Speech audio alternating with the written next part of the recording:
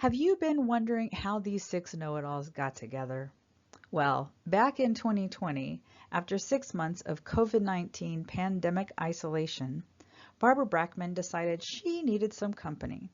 She invited 5 quilty friends to join her for Zoom cocktail parties every other Monday evening in order to discuss the state of the country and maybe some quilts too. So convivial were the Zooms that they decided to gather virtually every week instead of every 2 weeks. Quilt soon became the main focus of these discussions, of course. Questions were raised, pondered, and discussed, debated, and occasionally settled about particular examples that were brought to the party. Julie Silber then declared that surely the public would be fascinated by their discussions. And so the six know-it-alls, a tongue firmly in cheek name, was born. It quickly became apparent that technical help was required, so Tara Miller of the Quilt District came on board. After 3 freebie sessions, the six know-it-alls, all professional quilt historians with a combined experience of a quarter of a millennium, began to charge for the programs. We're so happy you could join us. Welcome to another 6 know-it-alls. Tonight it's 5 know-it-alls, but we are lucky to have I like to say that, Dr. Carolyn Ducey. I bet she likes to hear it too, because I know how much work it is, with us tonight. And thank you. Curator at the International Quilt Museum Collection, and they're having their 25th anniversary this month. And so we thought we'd do some of our favorites from the collection up there, the biggest collection publicly held. There might be humans with more that we don't know about. There probably could be, but this is the biggest institutional. Hard to imagine. Yes, it's hard to imagine. So we are going to start tonight with Alden O'Brien, and we're going to be talking a lot about signature friendship albums, sampler kind of quilts, and we've all picked a favorite from Carolyn's collection. I say Carolyn's collection, but she's just an employee. It's the state of Nebraska's collection. We're going to start with Alden O'Brien, who's curator of costume and textiles at the DAR Museum in Washington, D.C. She's been curating exhibits there on quilts and costume and daily life for many years. And right now she's working on a big one that will be about sewing in general. And of course, there'll be quilts involved in it too. I was reading her resume, and I see that she has a BA in art history from Barnard. And art history seems to be something that links a lot of us.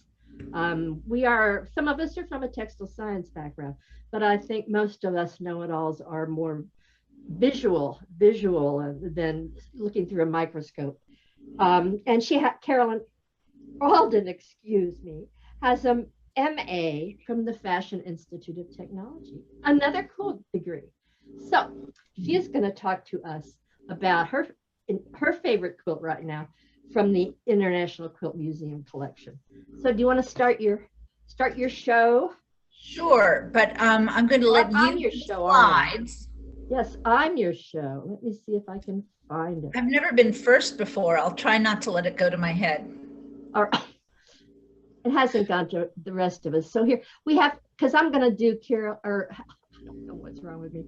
Alden's PowerPoint here for her. And so I'm going to advance. So you guys can see that. Okay. All right. So I chose this signature quilt from the current exhibition, An Evolving Vision Classics, which is online at the International Quilt Museum's website right now. And I chose it because it's made from dress fabric. So as a costume person, I obviously like this crossover. Pieced signature quilts, as many of you know, were popular in the mid-1800s, coinciding with the fad for album quilts, which are related but slightly dissimilar. They are conceptually similar as fabric mementos, but in signature quilts like this, a single pieced design is used instead of a variety or album of decorative and pictorial applique blocks. Next. Now, I always say that quilts were made from scrap. The idea that quilts were made quilts were made from scraps is greatly overstated in quilt history books of yore and in people's mythology, and that's true, but that's not to say people never used leftover fabric. When you would cut bodices and sleeves out for dresses, there were leftover pieces that would be saved out of thrift. They might be used to repair holes later, which we sometimes see on extant dresses, or to furnish small pieces for quilts. You can see in this diagram that even with the most efficient possible layout, there's lots of little spaces for small quilt pieces. This is more true of dressmaking starting around 1830 than earlier, just in time for this fad. Next. Oh, The that's Blair, my job. the Blair quilts that we're talking about came with a handwritten note providing the first clues of maker and location. It turns out that it was not actually made for, but by the Aunt Jane that is mentioned. Melissa Jarenga, and I hope I've pronounced that correctly, took this on as a graduate student material culture research project and went so far as to visit Janestown and meet with descendants, which led to the discovery of family photos and even Jane's diary. Melissa wrote a great article about this journey of discovery in American Quilt Study Group's journal Uncoverings. Thanks to Melissa and the diary, we now know Mercy Jane Blair was a professional dressmaker. And the article quotes a diary entry mentioning next, hit next, and we should get a detail, thank you. She mentions sewing a polka dotted dress for Elnina Brown, a name I really love, you don't hear that much. And look, in the quilt, the block with her name is brown polka dots. I haven't been able to learn if they found more examples like that in the diary, linking dresses, specific dresses, but I think we can surmise that other blocks prints came from dresses associated with the names on those blocks, and there are probably more in the diary. Next. Throughout the quilt, we see dress prints popular in the 1860s, including Miss Paisley. And the names I've put here on these slides I think are correct. I used Sharenga's diagram of the signatures in the Uncoverings article, and I just hope I had the orientation right. This one I can't see any signature on, but this seems to be the name associated with it. Next. And there's also this print, which is hard to see, but is sort of a dotty, small-scale floral, similar in scale and effect to this dress. I'm just trying to find extant dresses with similar prints. Next slide. Yeah. And there are some plaids, which you see in photographs and extant dresses, and another madder red paisley print, which was very popular in the 60s through the 70s. The colors here are mostly dark colors, reds and browns and blues. So for us, this quilt becomes a great catalog of dress prints popular at the time. But for Jane Blair, it was a memento of the women in the community that she left when she married through the sewing she did for them. Next. The International Quilt Museum has another signature quilt from 1862 in the collection from Massachusetts, which has a somewhat brighter array of dress prints in it. Maybe Jane Blair's community had slightly more somber taste, or it could just be that Jane wanted to have a unified palette. In any case, here's a purple dress to reflect the several purples we see in this quilt. Susan Green's hugely important wearable prints book goes into the purple dyes and prints a great deal. And so here's an example from a dyer's book of a new purple that came out in the 1840s. Next slide. Also, IQM has this earlier example, and we can play the same game of matching prints to similar ones in dresses. This block has one of those prints that quilt historians call fondue, but in fashion are called ombre, and at the time seem to have been called shaded. Textile printers had figured out a way to distribute dye like this as early as the late 1820s, as Susan Green documents, but they really come to the foreground of fashion in the 1840s. And these blue and green and also blue and brown combinations were very popular in dress prints. And of course, you see them a lot in quilts. Next. So the Blair quilt fits very nicely into this period of quilt history, but it also fits into this moment in a trend in dress history, namely that of the fabric scrapbook, or as some dress scholars are beginning to call them, dress diaries. Barbara Johnson's album at the Victoria and Albert is well known. She kept this fabric scrapbook of seemingly every outfit she had made from the age of 8 to just before her death. And she recorded the yardage, the price, what she made out of it, and often fashion illustrations for that year on the same or adjacent page showing what it might have looked like. This is a dress autobiography, so to speak, as it's just recording her wardrobe. But there's another dress diary which an English historian, Dr. Kate Strasden, is working on. I don't have her permission to post any of her photos, but she's on Twitter if you're curious, and she sometimes posts about it. Its maker, Anne Sykes, and she discovered through her own research journey the identity of the maker, which is not clear at first glance, kept scraps of fabric from friends' dresses and noted dates as well as names. Anne traveled with her husband to his job in the Far East, so this scrapbook became, like Aunt Jane Blair's quilt, a way of remembering her friends when she was far away. Next. Intriguingly, however, it seems there are many more American dress diaries than British ones, mostly from the 19th century.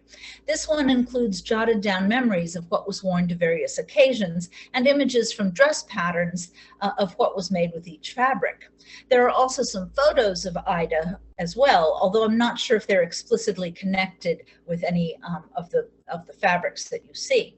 And so this also, like Barbara Johnson, is an autobiography. Next. The DAR Museum has this album, apparently from Maine, which has mostly just general dates, but, oh, I'm sorry, I switched around the order of these. Okay, so here's this scrapbook kept by someone I hope one day to identify, mostly recording seemingly her daughter and son's clothes at the turn of the 20th century. Little George, and I think the name is Ernada, which is a funny name, but that's what the handwriting looks like, appear to have had fairly extensive wardrobes. Next slide. She includes pages of knitting and crochet patterns, and even on one page, a Marshall Field's department store catalog. Next. She occasionally has a dress fabric, apparently for herself, which records family connections. Here, one aunt gave the fabric, another sewed it, and she remembers the party she attended in it the first time she wore it. So again, like the quilt, the dress diary is a tangible connection to people through sewing projects. Next slide. We also have this album, which seems to be from Maine. It mostly just has general dates of fabrics, but a few notations of specific people and their towns. A lot of them are de laines, the wool cotton blended printed dresses so prevalent at mid-century. Next. Oh, and you can see here's Mrs. G. somebody, Bremen, Maine, and somewhere else it says Thomaston, Maine, Mrs. Cole. Can you go back one, Barbara? I just wanted to call attention to the fact that this paisley with the bright purple and the little dotted prints are kind of like some of the prints in Aunt Jane's quilt. So go ahead, next, and next. There's another album at Williamsburg. They don't have any photographs of the interior online. I want to go and study, but this one is more like the quilt or the dress diary, where Annie has kept scraps representing friends and family. There's another scrapbook I've read about, but I can't find the book it's mentioned in now, in which the American maker kept scraps of wedding dresses worn in her community over the course of decades. Next. So these scrapbooks fall into the Romantic movement's love of keepsake albums or friendship albums, in which you invited friends and family to sign and write a little poem and draw a little something on their own page. And of course, these have often been discussed as the original origin of the album quilts, because it took this idea and made it in fabric form, each block being equivalent to a page in the book. Next and last slide. So just as friendship albums are translated into fabric and become album quilts, dress diaries or scrapbooks are translated into fully fabric form to become signature quilts. or perhaps it's conceptually reversed. The signature quilt is the first fabric memento, in concept at least, and it gets translated back into book form as scrapbooks. It's not anything we can ever prove or really need to about which came first chronologically, chicken, egg, potato, potato, but we can ponder whether we think one is conceptually the offspring of another. It doesn't really matter which is the source, though. It's just interesting, I think, to see these different forms of the romantic Victorian woman's impulse to make keepsakes of friend and family. Thank you.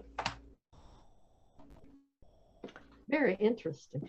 I never thought about the album quilt as a scrapbook of dress prints from friends. I mean, you see that, but so clearly presented. Yeah. Well, I think we don't always have the documentation of that. I mean, often when it's a signature quilt, you don't know whether it's similar to an album in that each woman has contributed a block. And did she buy the fabric? Does it come out of her scrapbook? Was the thought really meant to be consciously, oh, through this fabric you'll remember me because you've seen me in this dress? But I think this particular album quilt is wonderful because, thank goodness for that amazing deep dive Melissa Jarenga did that ended up turning up her diaries, which showed that she's a dressmaker and she was handling all those fabrics, which really makes that link very explicit. And it does make you wonder about other signature quilts that we see. Well, I'd love to have a dress diary. I had one once. I have a friend, and she hadn't kept one. And she gave it to me, but then she took it back, and I can see why. Well, it was mine for a year or so. But these days, when we don't make our clothes all that often, I know. You can't really cut out a scrap of a dress that you didn't make. Because they won't take it at the resale store. Right. But it's something to think about. And you certainly could make a little scrapbook of quilts. You make it, of course, the quilt itself is the scrapbook, Well, that's the dichotomy there. The quilt itself is the thing. It goes back and forth. Yeah. It's just two different formats of the same impulse, I think.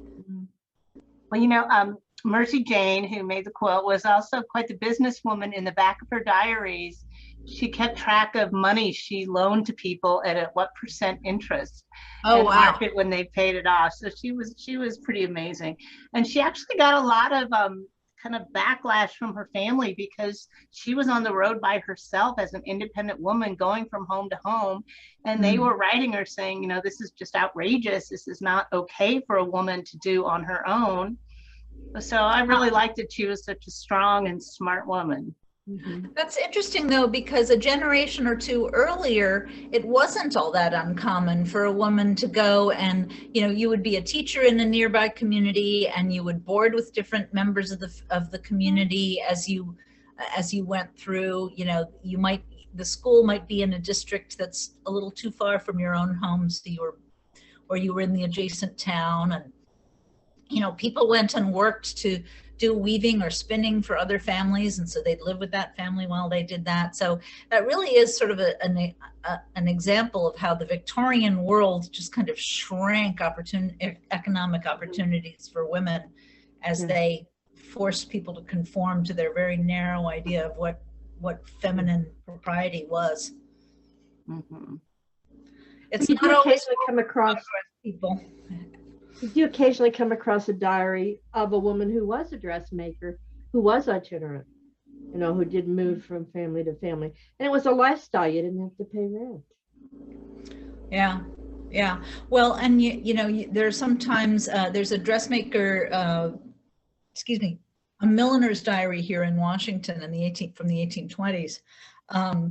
And in the back, she records her assistants, and sometimes she'd send her assistants off to live with somebody to work, just doing the sewing for that family for a few weeks, and so she would board with them and work for them for a few weeks at a time. So this is not new. So what's interesting to me, Carolyn, about that documentation is that the mores have changed and they've gotten stricter about what they think is okay for women. Everything got stricter. You look at Regency dresses. underwear, which you can see, of which there was very little. Yeah. And then you go to Victorian clothes. And then it gets very prim and proper. It's all Prince Albert's fault, fond as I am of the man. Everything just I don't know. I think we got can narrow. I think we can blame Hannah More and the Wesleyans and a number of other All right. He's not the very soul. conservative moral trends at the beginning of the 19th century. Mhm. Victoria and Albert certainly ran with it, though. Well, they did. They did. And anyway, we you know, should you just see move on. instance after instance, and you think when you think about the past, you think of certain morals, and women's role, but then you realize it's new after 1840, that things were much looser earlier. And you know, even things like what women were called, their names, using their names, they were much more likely to be a Mrs. Smith after the Victorian era began than before they were given their names. It was just everything shrunk down for them. Yep. I'm afraid that's all the time we have for this. Oh, well, all right. All right. Oh, I forgot I'm the host. I'm not doing that great at all my roles. But next we have you, Debbie, who's going to be presenting us about a quilt that is a Maryland quilt. Debbie is a collector and an independent scholar, and is focused on quilts from her area, which is a good thing to do. Mostly South Pennsylvania and Maryland, and a little Eastern Shore of Virginia, I think. And she's quite an authority on Baltimore Alden quilts, but I think we're going to look in the country today, are we? Yes. All right. So you've got your slideshow ready. The International Quilt Museum has a wonderful Star of Bethlehem quilt inscribed Rachel Trundle, Mount Auburn, Frederick County, which is in central Maryland. IQM's approximate date is 1855 to 1865. The star's diamonds are a mixture of luscious red, pink, green, and orange prints. Appliques in the reserves include morning glories, daisies, bellflowers, and other blossoms in similar colors. Rachel White Trundle was born in 1840. Her father, Otho, owned a large farm with a substantial brick house dubbed Mount Auburn on the eastern edge of Frederick County, bordering Montgomery County. He ran the farm and the house with enslaved labor, owning 7 persons in 1850 and 12 in 1860. Rachel was only 15 in 1855, around the time I think the quilt was made. She may have had help from family members or enslaved women, as this quilt was not anyone's first effort. She wrote her name on one applique block and an ode to friendship, published in contemporary ladies' magazines and books, on another. The quilt's purpose is unknown. Rachel still lived with her parents in the 1870s, but she did marry when she was 45 years old, a neighbor named Americus Dawson, but they had no children. The name Lillian Dickerson is inked on the back of the quilt. She was the daughter of Rachel's sister Elizabeth, so she may have inherited it. The large 8-point star is unusual in having an unpieced center. Barbara discussed such quilts in a material culture blog on August 8, 2017. Here, appliqued flowers are defined by color, and embroidered details fill the center most beautifully. Very handsome. 2 blocks with similar applique were found by Polly Mello at a Maryland antiques market. The left one is inscribed Emily A. Dawson, Montgomery County, Maryland. The blocks are undated, but Emily was born in 1835, so was Rachel's contemporary. A mid-1850s date would seem to fit. The morning glories and heart-shaped leaves of the signed block are quite similar to those of the Trundle quilt. Emily, who lived in Dawsonville, was born into a family with large land holdings in western Montgomery County. Her father had 12 enslaved persons in 1850, 4 males, probably farmhands, and 8 females, 4 of whom were old enough to help with sewing projects. In 1860, Emily married Benoni Allnut and lived at Rocklands, just a few miles from her birthplace. Her husband held 10 enslaved persons, 7 males and 3 females by 1860. By the time of his death in 1899, he was one of the most prosperous farmers in the county. This map shows the location of Mount Auburn, Rachel's home, up here in green, about 15 to 20 miles from towns in western Montgomery County, marked in red, where quilts with similar appliques to those on Rachel's quilt have been found. And they are Bealsville, Poolsville, Dawsonville, and Rockville. The Dawsons, Beals, Allnuts, Chiswells, Trundles, and Clements intermarried in several generations. This quilt appears to be the complete work of the designer of the applique on the quilt and blocks just seen. Until its purchase by the present owner, it remained with the descendant of Lemuel Clements of Rockville. Likely quilt makers include his daughter, Anne Elizabeth, born in 1823, or daughter-in-law, Mary Ellen Beale, born in 1826. The applique motifs again suggest that they were made from the same patterns. The applique designer was able to shape the motifs to fit circles, triangles, and squares. The edges of the large squares in the Clements quilt cleverly replicate the typical Maryland stair-step outer border. A quilt top with red sashing and border appeared at auction in 1992 with the same harp and vase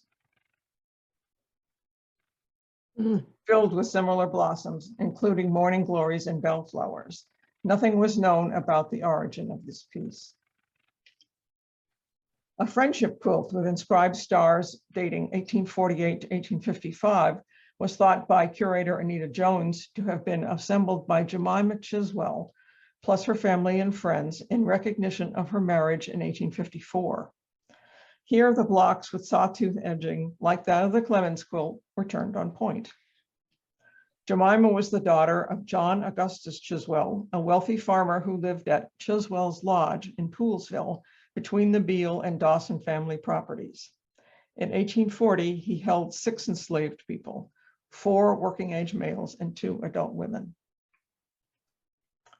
The appearance of this singular type of applique on 5 bed covers and blocks made around the same time in a small area suggests that someone in the community, perhaps one of the families identified, contributed her skills to other quilt makers.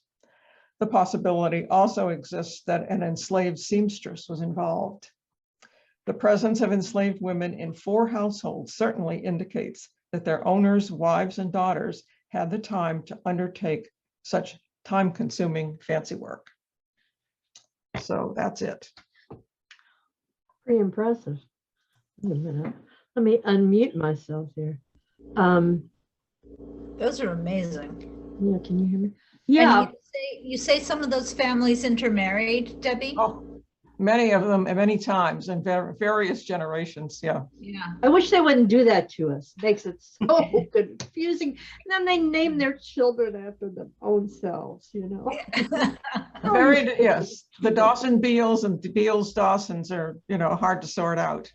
I think Elmira's, whatever that name was unusual. It's a good thing. Make up a name there. But anyway, the morning glory is definitely something you don't see elsewhere. Yeah. That's the clue. And I know there are more out there than you showed. I think Laura Fisher had one. Oh, yeah. And those leaves are pretty distinctive. Yeah, it's pretty interesting. And that, well, I was talking about our art history backgrounds. I mean, that's a wonderful thing, is that you don't forget that image. And we tend to. Debbie, who owns that last Chiswell quilt? Baltimore Museum of Art.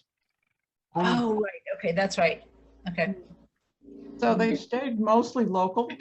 And, I've noticed these quilts over quite a long time. So I've gathered pictures of them. And so I was thrilled to see this one at the IQM. Yes. in a nice, safe place, because it's a beauty. Mhm. Yeah. Now, Debbie, did the on all the trundle piece, the flowers are blanket stitched and the leaves are outline stitched? Is that the case with others? Some of them have more embroidery than others, and I think that means that various people were working on them to their own design. The thing is, it's so distinctive, and it brings up the whole idea of regionalism, which we are just beginning to understand. You know, Yeah. when we first started looking at quilts, it was just mush. It was album quilts, and then someone pointed out that Dr. Dutton had done some work for us Mhm. in identifying one style, and I'm going to talk about another style. But this is a very peculiar little style, and apparently in one family. Well, and it's a micro region. Yeah. These properties are very close together. It's within a 20-mile radius, they've all appeared. I'd love to see, I would love to see that top, which turned up at Pook's auction. Mhm. It's out there somewhere. If anybody knows where it is, I'd love to see it. But the other four are all from the same spot. So if one turned up somewhere else, that would be interesting too. It might suggest that these things were being kitted up somewhere, just like That's Baltimore album very pieces possible. were. Very possible. Well, I think the idea of kitting up or a professional seamstress, but then again, it's a family. So you look to your sister-in-law who's really good at drawing and cutting, Right. and color. And these are all wealthy families that have a lot of help. And so it could have been just something handed around within a small circle of interrelated families. And some of those girls are being sent to the local seminary where they're taking drawing lessons. So, So that might have many factors there in the influence. I mean, you think of all those bed rugs in New London County, and that wasn't a kit and that wasn't a professional thing, because we know, about all the family connections among those. And so, somebody in the family was good at drawing those patterns, and those are well enough documented that we don't have to theorize about a professional situation. But if there's the amateur, then you have to speculate. Okay. Shall we move on to the yes. next person, who is me? I'll introduce myself. I'm an independent scholar. I have a degree in art education, an undergraduate degree in art education. And I took many, many hours of art history. And that is sort of where I come from too. But I also have a master's degree in psychology. So it's a whole different thing. And I was going to get a PhD in language, but I realized that was taking a lot of my time. I wasn't getting anything else done. So I have, a varied background, but I'm very interested in the visuals of quilts. And so I'm going to show you. Let me see if I can share my screen here. So I'm going to talk about a New York sampler, and we're talking about regional style. And you'll see here that we have to look at the context. And it's been difficult to look at the context because, as I say, at one time it was just all a blur. And as we see more and more quilts, how many quilts are in our memory banks? I don't know, millions. We see more and more regionalism. So I wanted, my favorite quilt that you own up there at the IQM is Lucinda Honstain's quilt, for many reasons. It is just so amusing.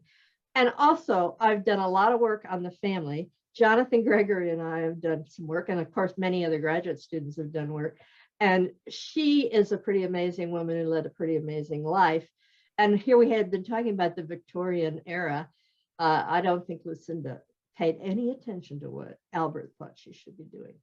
But anyway, this sampler is attributed to a woman born in 1820. It's dated 1867, so she made it in her 40s.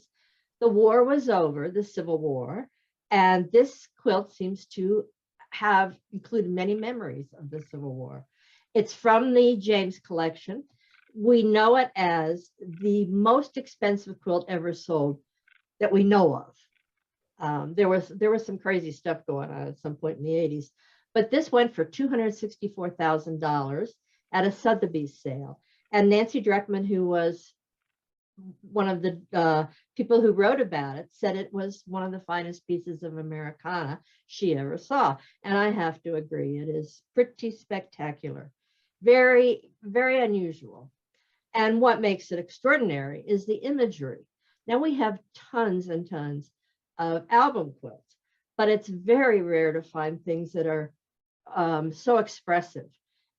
This is well known, and one of the reasons it's worth so much is all this imagery of the African American people. Now, of course, they're all miserable cliches and things that we would prefer not to see, but that was the standard at the time. You did not portray an Irishman or a Black person without using the stereotypes. It was just kind of the way you did it. And it was considered quite amusing, which we do not find it amusing at all today. But there are quite a few pictures of the Black people that might have been in her neighborhood. Here we have down there the block with the date and the ice cream man who comes by. And this block here probably is the one that really contributes to its importance, is the man talking to his erstwhile master saying, "I am free." It also has this great block, which seems so unusual, with Jefferson Davis right there in a lovely coat, and his daughter, I think that's Winnie, his youngest daughter, and she is holding an American flag. I don't think Winnie really might have ever done that, but it's one more image in an extraordinary quilt. Now, the thing is, we look at this, we look at the images and we forget the context, because it is a quilt in ordinary style.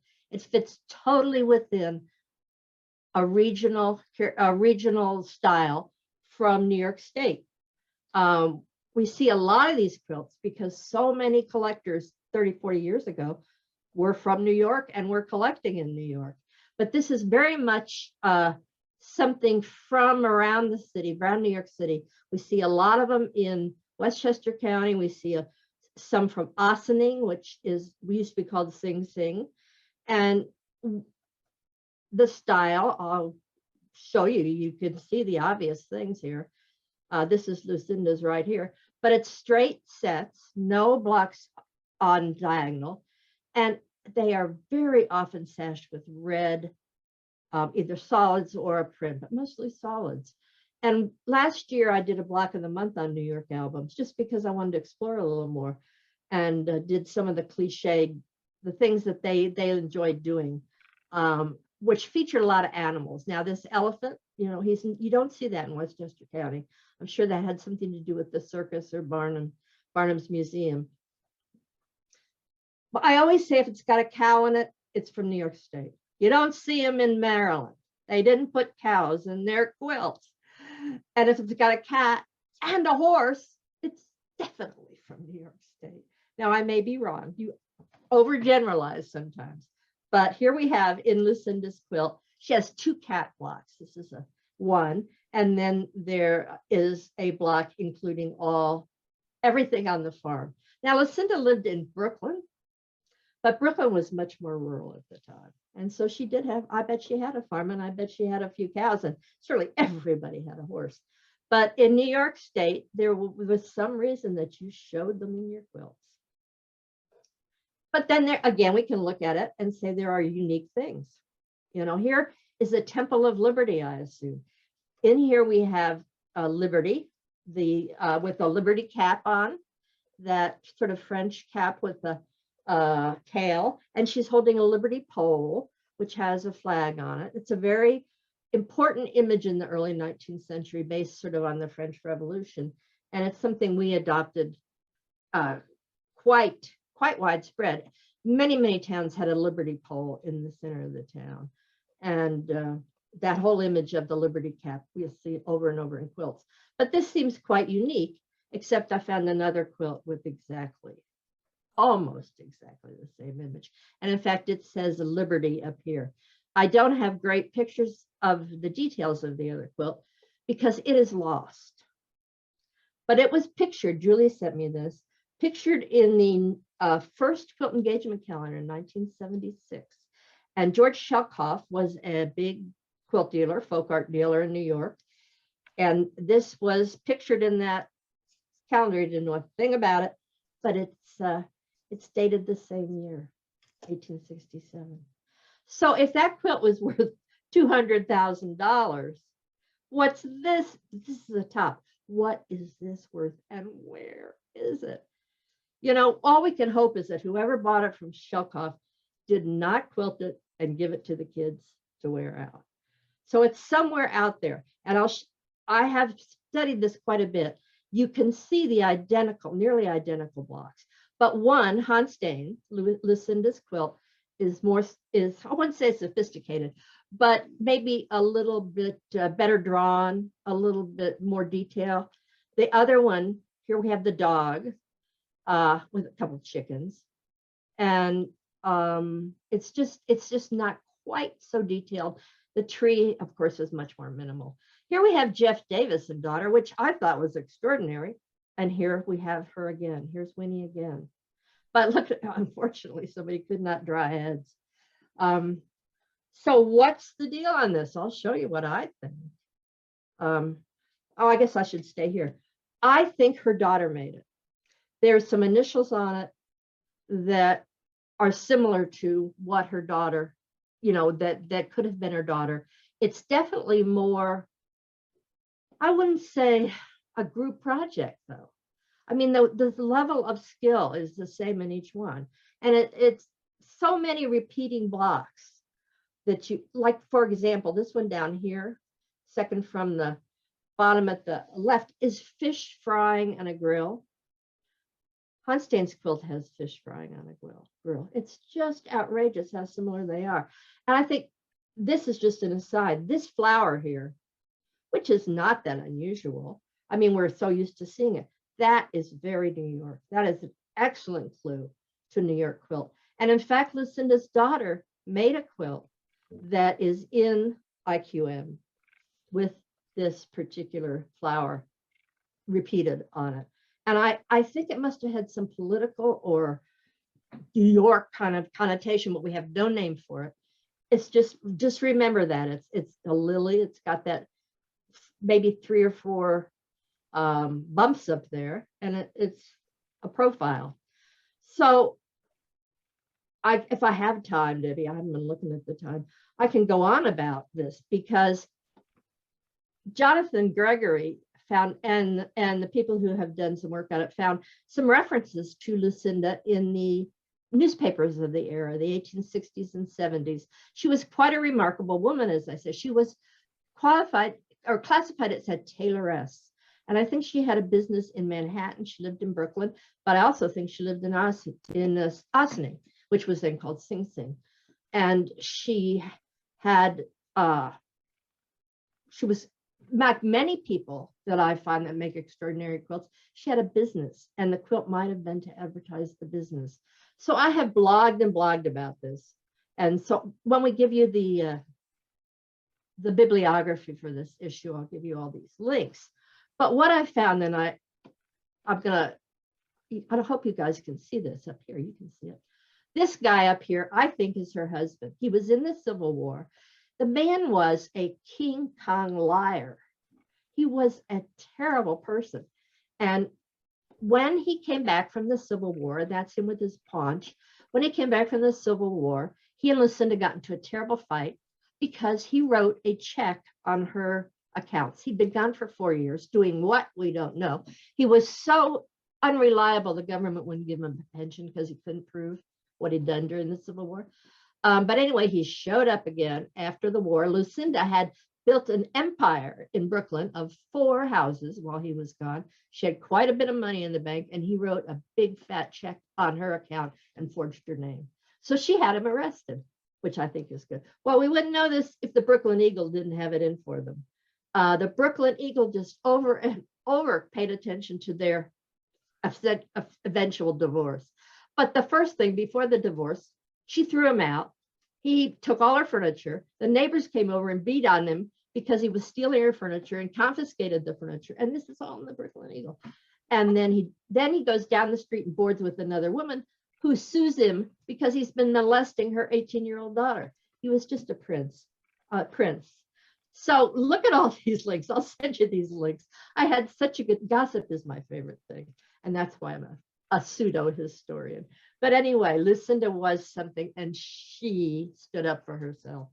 I think she and her daughter also was married to and got divorced. She and her daughter probably made duplicate quilts, and I bet they were for the daughter's little boy, because that's the kind of imagery you see. So I'm going to stop my share. I could see you were shocked to find that he wrote a check on her account. That was a great story. It is a great story. You just, you're so thrilled to find that because you can't make it up. And it goes on and on, Barbara. He traveled out to Ohio. Then he married two more times. Asking for young divorce, women, left another woman. He was such a cad. Oh, he was awful. He was really a horrible person. But I'd watch that movie. The Lucinda Honstain movie. So what do you think about the market? Nothing's worth $264,000 anymore. We got superseded by the Faith Ringgold quilt that sold about a year and a half, 2 years ago. Oh no! Yeah, it sold for $417,000 to Crystal Ridge's museum. Wow! So we don't hold that record anymore. Oh, wow. Okay, good. I feel better. Faith Ringgold, makes a little sense. Yeah, I know. I have a question about the price. It went from it was sold at Sotheby's, but IQM didn't buy it from Sotheby's. They bought it from American. No, James. The Jameses bought it. The Jameses bought it, and we don't know how much. We don't know how much they bought it for. Mm. But they were not the ones who bought it from Sotheby's. Is that right? No. That was So it actually went for quite a bit more. Quite a bit more. I have a number in my head. I think it was very close to 300,000 when the Jameses bought it from American Hurrah. Yeah. So, yeah. Bob would never say what they bought it for. He used to just say, you're never going to believe what I have. You're never going to believe what I have. Finally, he said, you got to get this thing out of our house. We can't keep it here. It's not safe. And that's how we got it. It's hard to insure a $300,000 quilt. You can't afford the premium. Well, you go to the other source, which is the seller, and that's who I heard it from. So I bet you're right. I'm sure you're right, because he definitely paid more than what it was. They got it for at auction. Yeah. Well, when you get into something like that, I mean, as the woman at Sotheby's was quoted, it's a piece of folk art. So, I know that the quilt market was really exploding around then. I mean, I guess it was about then that it was exploding, but, normally our little world of textiles doesn't command that kind of incredibly high figures from, from collectors. But there are certain pieces where it's such an amazing, graphic piece of history and visually stunning that it captures the attention of people outside the quilt world. And, the quilt, the folk art and the just art world is interested because it, I don't like to say it rises above the quilt or textile world, because that suggests we're inferior, and I refuse to say that, but it bursts out of our bubble into an arena where other people have their attention captured by it and realize how amazing our stuff can be. That's definitely true, that the folk art market and the quilt market are two different things. And it is when a quilt becomes folk art, especially if it has figures in it, not just animals, but human figures. When it has human figures, for reasons that anybody can try to explain, it goes into the folk art market, which is exceedingly much more pays much bigger prices, And I just want to go at you, Barbara, for a minute. What do you mean no quilt is worth $300,000? Yeah. I mean, come on. You know, all of us, I think, feel that this particular art form is very undervalued compared to, say, painting, which is also in fabric, right? It's on canvas. But what's the difference? True. Usually the gender of the person who made it. Yep.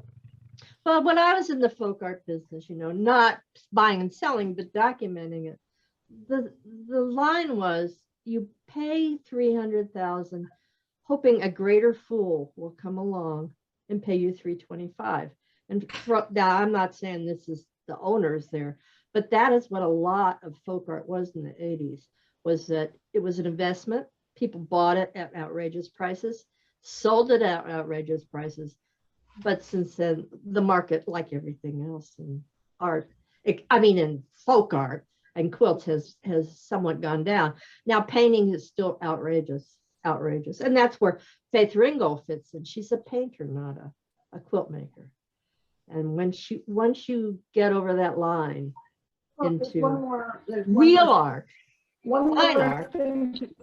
One more thing to consider about Faith Ringgold, which is that was sold in this era when Black made art has become the rage. And yes, but this is the moment for that, whether it remains or not. I hope it does. And it is the moment.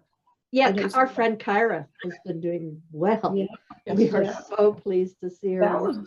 Going for multiple thousands of dollars. Yeah. I think she should quit her job and just stay home and make quilts. I'll send her an email. And it's time for Carolyn. All right. Well, let me introduce Carolyn. I've got some notes here.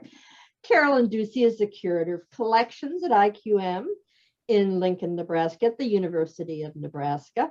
She has a master's in American art from Indiana University, one more of us, and a doctorate in textiles, clothing, and design from the University of Nebraska. And she has been with the collection for quite a while. She's in charge of new acquisitions, of which she must spend all her time doing the acquisitions, and then in keeping track of what they already have. And she's quite knowledgeable. So we're looking forward to hearing from her, Carolyn. Thank you. I'm really excited to be one of the know-it-alls, even if it's only for today. So I think it's really interesting that we have all kind of chosen in our own way a regional style, and I think it says a lot about 19th century quilting. I'm going to talk about one that is, again, another, maybe not quite a regional style, maybe more of a family style, but I think that's one of the most significant things that I've learned throughout my 25 years here at the museum is that and when you think about it, it makes perfect sense. You know, when there weren't patterns that you were buying through the mail, you were looking at your neighbor's quilts and making things that were similar, but there is such a strong regional quality to quilts. And I think that that is something that we just see over and over and more often as we get to know more. And I think it's great that we can, like Debbie knows, you know, she saw the trundle quilt, which I did not know was one of a few. To have that kind of information and see the way those connections are made, I think it's just really exciting. Well, I am talking today about one of my favorite quilts in the collection, and just like every collector, I say I have a favorite, and then if you showed me another one, I would say that was my favorite, and it could go on and on that way, but I absolutely love this quilt so much. This is the Grandma Carpenter's quilt that we call Stars and Comet, but the family called Nighttime Sky. And this was made by Harriet Carpenter, who lived in Lancaster County, Pennsylvania in 1892. And it's interesting, we have a number of quilts that are related to this piece that all came to the James's original collection through 3 different dealers. So one was Laura Fisher on the East Coast, and then a couple of other Pennsylvania and Ohio collectors that found them. And so these 4 quilts that we had came together. And then in 2016, the family gave us another of the Grandma Carpenter quilts. One of the great-great-grandchildren gave us one of her rainbow quilts. So I'm going to talk about the rainbow quilts too. Harriet was born in 1831. She and her husband both worked on the designs of her quilts. And she almost always did this wonderful presentation. Sometimes it wouldn't be in the center of the quilt, it might be in an outer border, but she would embroider this made and presented to, and then she would give a child's initials, typically her grandchildren, and then her name and the date that it was made. And she did just really, really lovely embroidery. So I've got a detail of the embroidery here in this slide. And we can go to the next slide, please. And here again is that full presentation, and you can see kind of the Milky Way going right through it that she did in French knots.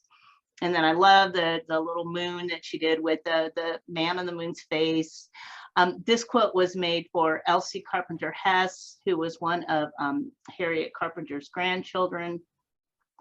The family knows of 20 quilts that Grandma Carpenter made, and one is missing. So they've located 19 of the 20. So Mary Jo Scott, who is one of the descendants of Grandma Carpenter, is hard at work. Everywhere she goes, she shows the pictures and hopes that someday she's going to track down that 20th quilt. Let's go to the next slide, please. So here is Harriet Carpenter, and I have to thank Trish Herr, who did this wonderful book called Quilting Tradition, Pieces from the Past. That's where a lot of this information came to us originally before we got to know Mary Jo. And I love this picture of Harriet Carpenter. I mean, look at those capable hands. I mean, this woman did a lot. And I didn't crop it any closer because one of the notes that the family told us about that I love so much was that Harriet loved to collect plants. And so behind her, you see that palm tree. Evidently, every summer, she would have the men in the family bring her plants out so they could enjoy the summer sun and then take them back in during the winter time. So she's got that great palm tree there in the middle of her farmyard out in Lancaster, Pennsylvania. Mm-hmm. And honestly, if you want to learn more about Harriet Carpenter and her quilts, there is a great spread in Trish's book. She shows a lot of the different quilts. Harriet made some simple pieced examples. She made American maps, and then she made a number of rainbow quilts. So let's go to the next slide. So this is the rainbow quilt that we received in 2016. There's her presentation. It's dated 1897. And it's a little worse for wear. This one did get used a little bit, but still, it's really exciting to have somebody call you. That's one of my favorite things about my job is people call me and say, usually they start out with, I have a quilt, and I kind of settle in for the story. But when it's a Grandma Carpenter quilt, I'm pretty excited about it. But the great thing about this, the rainbow quilts that came to us, when we originally got the James collection, there was a lot of debate about the 3 additional rainbow quilts that we have. And I'm going to show you those in a moment because they originally were attributed to Grandma Carpenter, but because Mary Jo Scott got involved and had such great family information, we discovered that they were not made by Harriet. Let's go to the next slide. I just wanted to show a detail because one of the things that's so striking and one of the reasons people thought that these quilts could have been made by the same maker was the way that Grandma Carpenter quilted the quilt. So you can see some figural quilting in that pale blue behind the inscription. And then each one of the rainbow stripes is done with a unique quilting style. And I always thought that they were related to fruits and things. So like the orange stripe was oranges, the yellow was lemons, but they aren't quite that close to the fruit colors maybe, but each one is an individual style. And then it's hard to see in the detail, but then she would do the night sky beyond the rainbow with this really tangled kind of quilting that evidently was supposed to look like a stormy sky. And the next slide we're going to see is the other 3 rainbow quilts. So this is why, and you can see how similar they were. And so when we started researching these and we had these additional names of Susan Frey Habecker and Emma W. Brubaker that Mary Jo Scott helped us discover, we really went back and looked closely at the family lineage, and it had not been identified. Trish Herr really did feel like there were probably neighbors that were working with Grandma Carpenter making these quilts, but she hadn't found a family link. So we went a little bit further. The first rainbow quilt that was made by Harriet Carpenter. It was made in 1891. That is one that's in the book and still belongs in, it's in family hands. So she did make the first one, but you can see these were made, a couple in 1892 and one in 1898. So they went on for quite a while. But the embroidery is a little bit different on the first two. The third one has that same really elaborate kind of monogram done in it. And what we discovered when I put we have a wonderful genealogical task force, as they like to call them, the GTF. And Joan Laughlin is the leader of the GTF. And Joan was a former professor in the textile clothing design department. In fact, she was on my PhD program, and I was scared to death of her at that time. We've since become great friends. But Joan went back and really started looking into these names and discovered that by going and broadening the search beyond just Harriet Carpenter's immediate family, that these are indeed family members.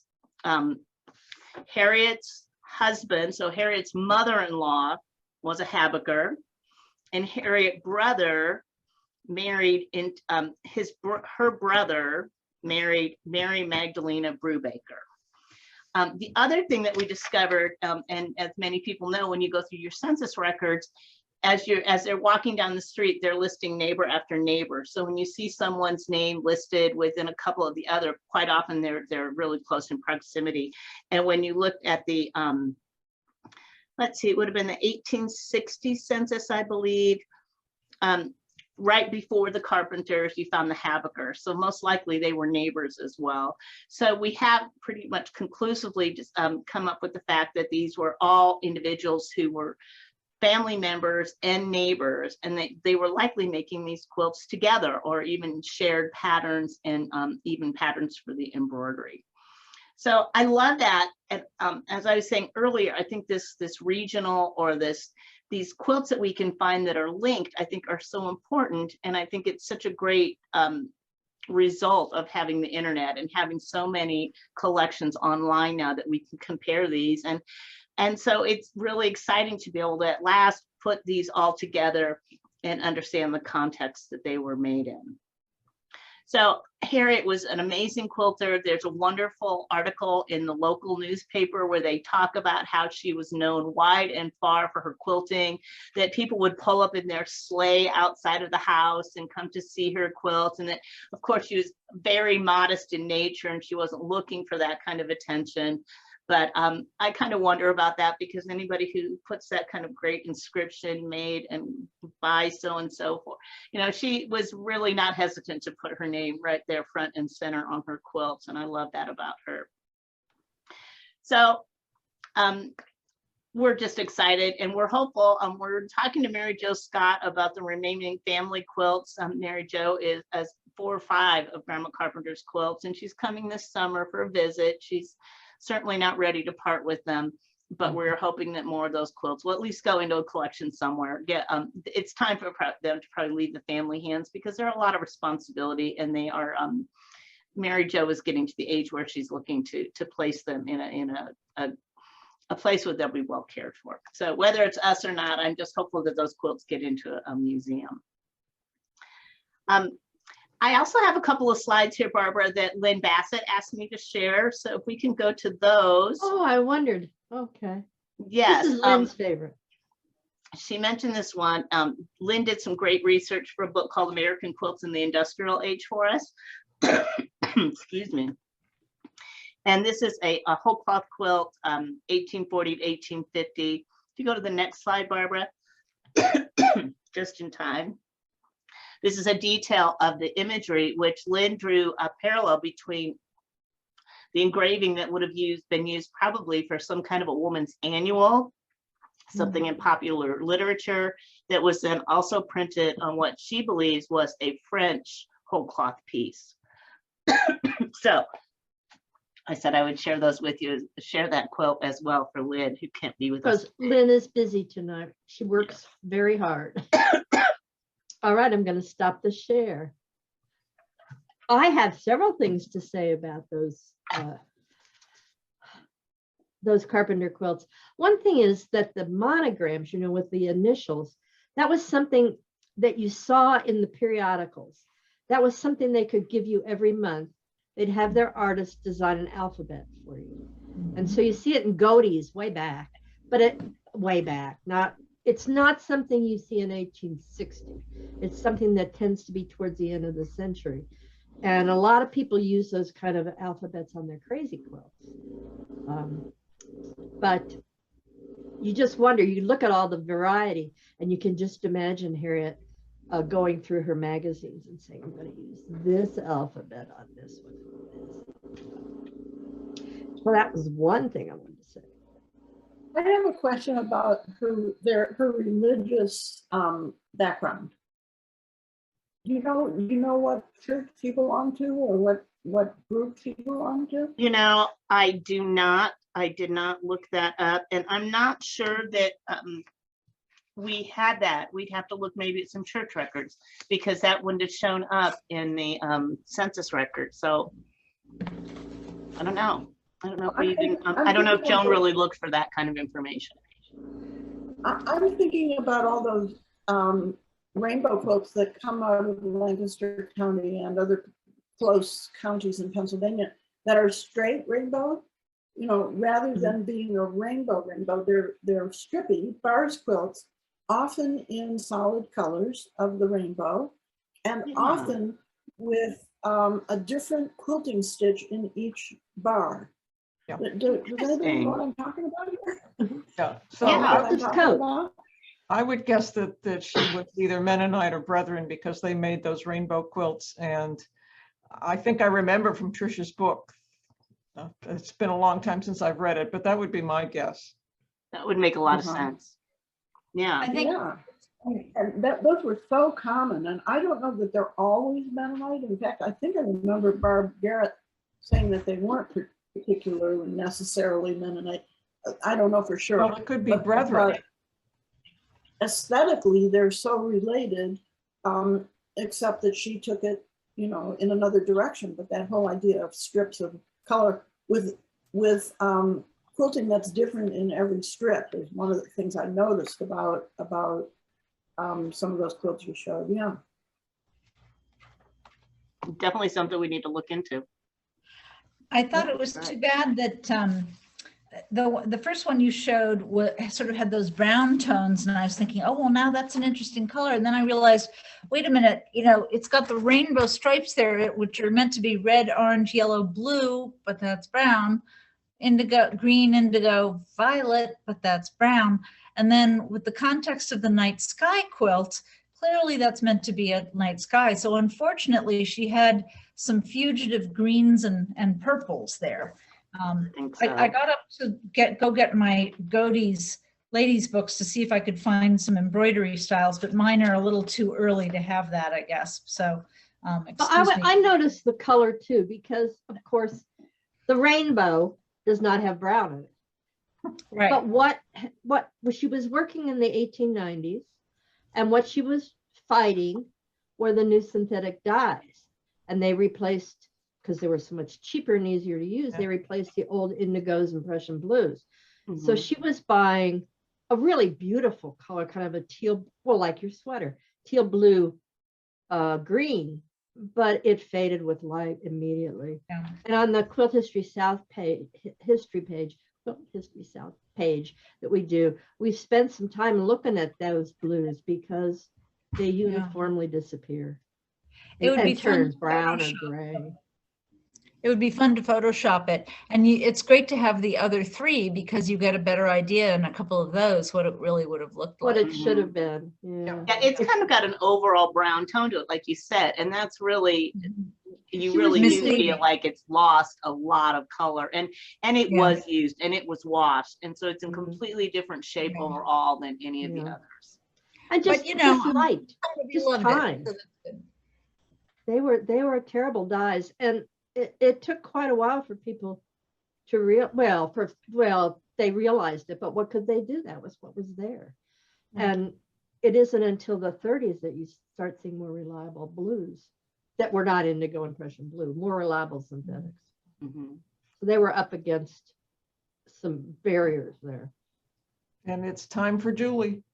Julie. All right, I have an introduction for Julie here. She's an old friend. She has done many exhibits. She's a collector. She sells quilts when she when she feels she can let it go. She sells a lot of quilts, so she used to have a fabulous job. I think I was always so envious. She was the curator of quilts at Esprit when they had the fabulous Amish quilts. And so she became quite an expert on Amish quilts, but that's not what she's going to talk about today. So I'm turning it over to Julie. A few years ago, I was at International Quilt Museum, and Carolyn went out of her way to open a drawer in one of the storage areas to show me a quilt that just caught my attention. And I'm quite sure, Carolyn can tell us, that it's a quilt that has caught the attention of many, many people.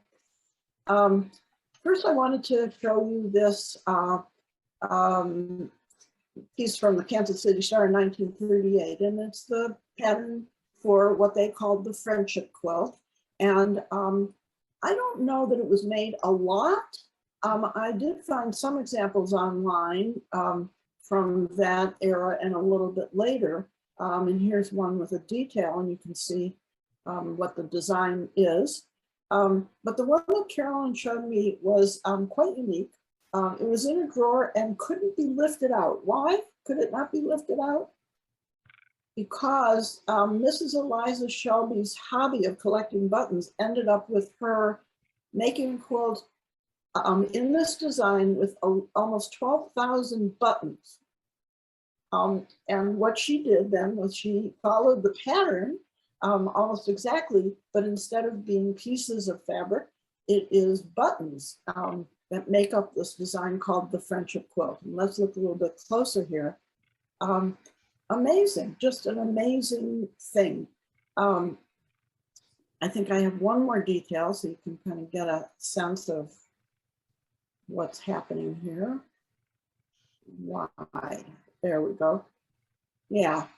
Obviously using light and dark buttons and some medium shades to create the pattern. How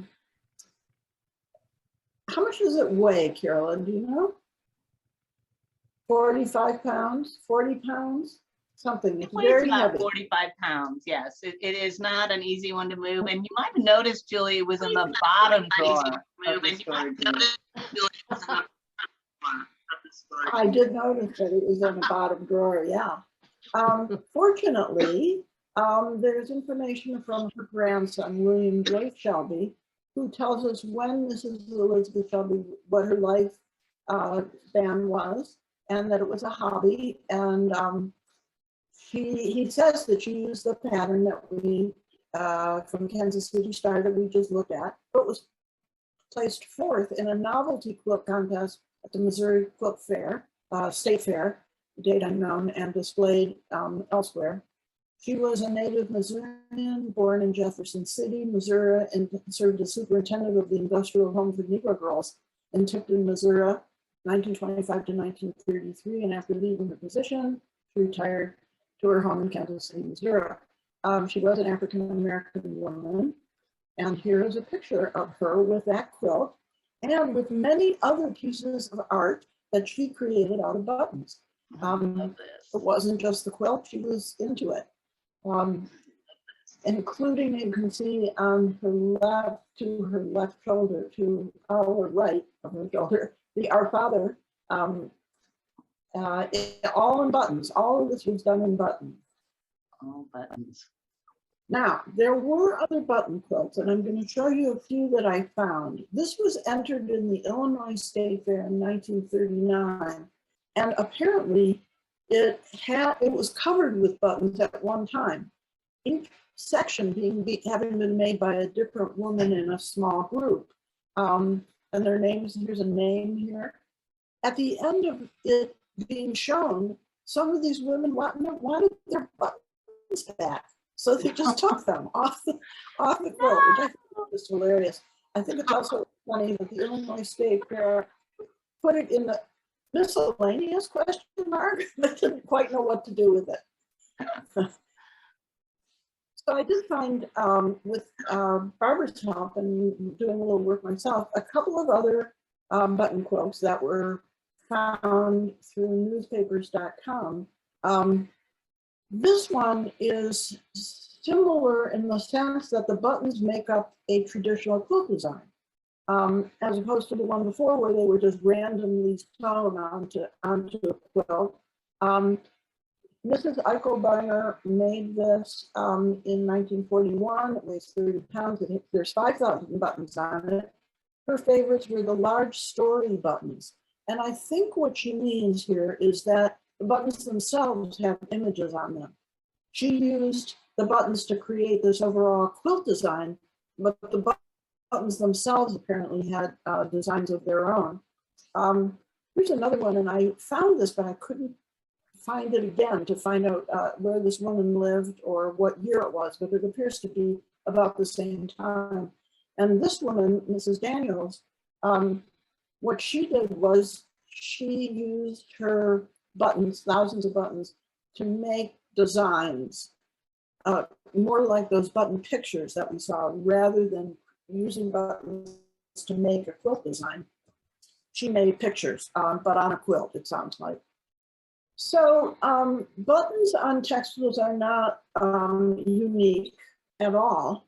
The Northwest, on the Pacific Northwest, there's many Native American peoples who make blankets, not patchwork, not quilts, but blankets with buttons. In this case, you can see that the buttons make a picture. And there are many, many examples of this. This is at the Met, and it's circa 1880.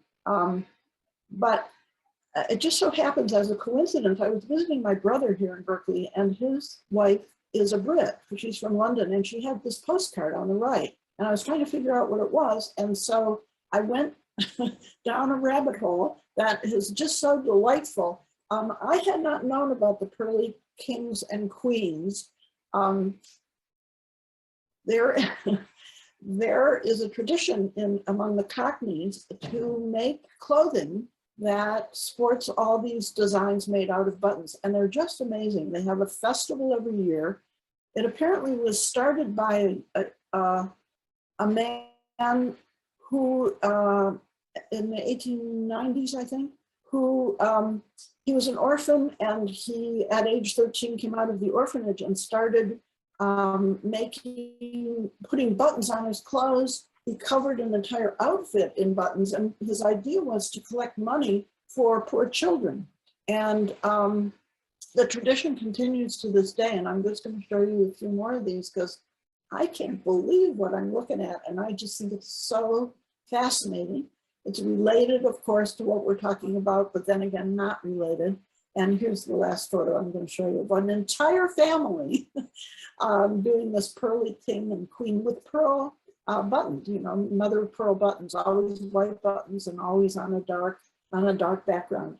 So that's where this took me, but it never took me too far because I want to get back to the beautiful, wonderful novelty, miscellaneous quilt that Carolyn showed me that day and that I've never gotten out of my mind. So that was the one I chose from the International Quilt Museum. And thank you, Carolyn, for turning me on to it. Yeah. It's without a doubt a crowd favorite. Is it? Yeah. It's a crowd. And how do they see it? It's in the storage area, right? So how do people see it? We had it in an exhibition we called Whimsy, and it was the featured one there, and that's where it really got a lot of attention. And we used to show it regularly for our behind the scenes tour. Open in the drawer. Yep. And of course, this depends on, speaking as a costume person, you know, the Industrial Revolution, the mass production of affordable glass buttons imitating mother of pearl, so that you could afford to, you know, especially by the 1930s, you could afford to buy these things practically by the pound. They would have been, you know, very, very affordable. And at some point made of some of the early plastics, possibly, potentially too. And then of course you had all those novelty buttons in the late Victorian period where they would have a whole series of enamel or ceramic buttons that had little designs on them, or metal embossed or you know, kind of molded buttons. And so people would collect buttons, as they even do now today. Every once in a while someone says, I have my grandmother's button collection, do you want it? And I have to say, not really. But, you know, buttons were a thing. And, you know, it's one of the reasons that the Amish said we're not going to do buttons, because people got so into them that it did become kind of a vanity and a distraction. And, you know, people were really into their pretty buttons. So you can kind of understand the pushback against that from, you know, people, the plain people, plain costume oriented people. So, you know, all the availability of all of these buttons to be able to put on your coat and so on. And yet it's still showing off a little bit because you're bothering to spend money on these things that are obviously not functional. And so you're having a lot of fun with it as well. How do you display it? We display it flat, Debbie. It's so hard to handle, and every time we move it, we lose a couple buttons. It came with a little baggie of buttons that had come off that you had about, you know, And you our add sleeve sewers reattached. So Yeah. it's not easy, and you have to have it supported with a board so that it doesn't sag. It's not easy to move. Yeah. well, Very Delightful. I love those pearlies. I think it goes back to the 1890s, maybe, the pearlies. Yeah. And I always have imagined that I'm going to buy myself a black suit jacket, make myself a pearly outfit. I could wear it to AQSG, but not one button has been sewed yet. So I don't even replace the buttons on my blouses anymore. I know. Sewing I buttons, can't we even don't do it. imagine. We don't do it. Now, since we're talking about buttons, this is really silly, but I have a friend who bought anything. She loved to buy things, whole towns and things. One time she wrote me and she said she had bought a railroad car that had 3 million buttons in it. So that's when my pearly idea. I said, I'll be over. But then I never did get over there. Then she married another friend of mine. They were in their 50s or 60s at this point. And another friend wrote me and said, I hear Robert's married a woman with $3 million. I said, oh no, 3 million buttons. So that's the end of the button story. I mean, there's so much potential there, but just imagine what those clothes weigh though, if the quilt weighs so Oh, much. exactly. I can't imagine Yes. wearing them. Yes. Well, it's certainly fanciful. I don't know what else to say about it. It's not going to catch on. Well, I have to say that Mary Kay Walvogel put me in touch from a gentleman who has a feather quilt from the 1890s, and it's got designs on it. It's signed, it's dated, and he's been promising me that he's going to bring it because he doesn't want to ship it. So hopefully, I just heard from him again that this summer he's bringing the quilt for us. So that's another one of those crazy things. Wow. So the pattern is made up of different colored feathers attached. In the center, it's got peacock feathers that create like, if I remember right, like a circular pattern. And then the other feathers, and I think those are chicken feathers, are just kind of a white feather. I don't even remember. That's going to be a challenge to fold and store. It's going to have to go on flat storage, I think. Yeah. They deteriorate. Yeah. I collect them, a little bit and put them on my bulletin board if they're pretty, and then a year later, yeah, they fall apart. they're not as nice as they were. Yeah. Well, good luck with it, Carolyn. You're Really cool. I think we might be done with our look at the stellar collection at IQM. And as you can see, it is wonderful. If you're ever driving across I-80, you must stop there because there's always several good shows. And it is a wonderful gift to the people of the Midwest from the Jameses and the University of Nebraska. And I spend all my vacations up there in Lincoln. But there's so much online too. There are gallery views and there are works in the exhibition and you can search the collection. So the online presence is fabulous too. Thank you. Yeah, and I love this new Matterport system we use so that you can really feel like you're in the gallery space and zoom in on the labels or the quilt. It really does make it a lot more accessible. Right. Mm-hmm. I have a lot of friends who are going up there tomorrow to look at your red and white show. And I told them they're going to love it. Well, I think we're done for now. Carolyn, thank you for joining us. It's just been wonderful. Oh, thank you for having me. I'm so excited. Very good You're talk. always a know-it-all. She's And definitely a so know-it-all. the Quilt Museum has such a wonderful relationship with the American Quilt Study Group.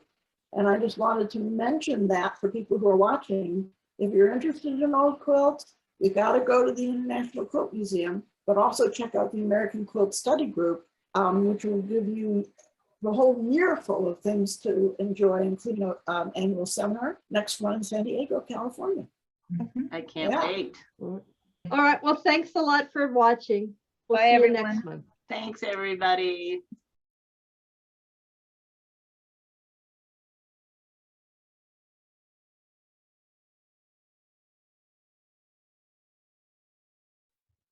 Did you know you can watch our previous episodes on Vimeo? Vimeo.com/quiltdistrict/VOD_pages. Or you can search for the 6 know-it-alls when you go to the main page of Vimeo.com. You can also catch our first 3 episodes, which are free, on our YouTube channel. You can go directly to our YouTube channel, or you can go to youtube.com and search for the 6 know-it-alls. You can also find all the updates and links to previous episodes on quiltdistrict.com. Go to quiltdistrict.com and then the 6 know-it-alls tab, and there you'll find all the upcoming episode information, as well as the background on how the 6 know-it-alls got started and some biography information on all of the know-it-alls. You'll also want to be sure you put your email address in here so that you can get notified of upcoming events straight to your email inbox.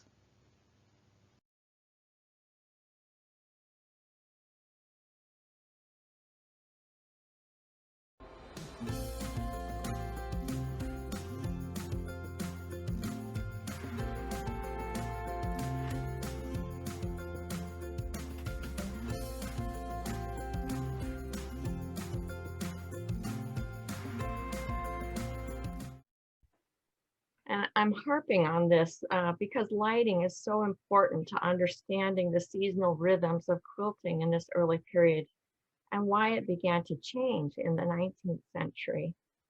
But that's not the way we use it, just to stick it in there. And so often you will find some turkey red pieces just put in there for a little flair.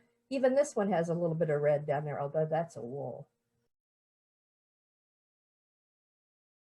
This is one quilt that I wanted to talk about today because we just were able to add it to the collection last year. Yeah, it was on loan for many years from the family. And some of you know the quilt maker Anna Catherine, known as Catherine Hummel Markey Garnhart of Frederick, Maryland. And thanks to my predecessor, Nancy Gibson, we now know of 10 quilts made by Markey Garnhart. And we now own 3.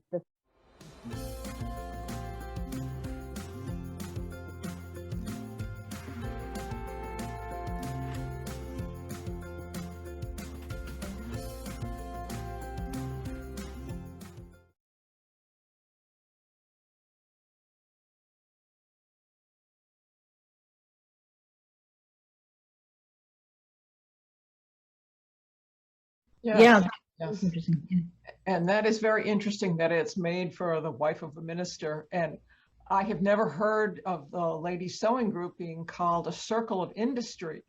So that's quite interesting. And I wonder if it belongs to that denomination, if there are others that call themselves something similar. So I just wanted to show how the designs of these bed rugs relate to whole cloth quilt and other types of quilts. So here we have one of the foot bed rugs, and here we have a whole cloth quilt that was made by Olive Curtis Baker in Connecticut. And the stitching of this whole cloth quilt is basically pretty much the same idea as you see in the bed rug. The thing is, and this goes back to Lynn too with the bed rugs. If we were looking at men's work, if we were looking at ceramics like graffiti plates or painted chests, we wouldn't be thinking of it as a hobby.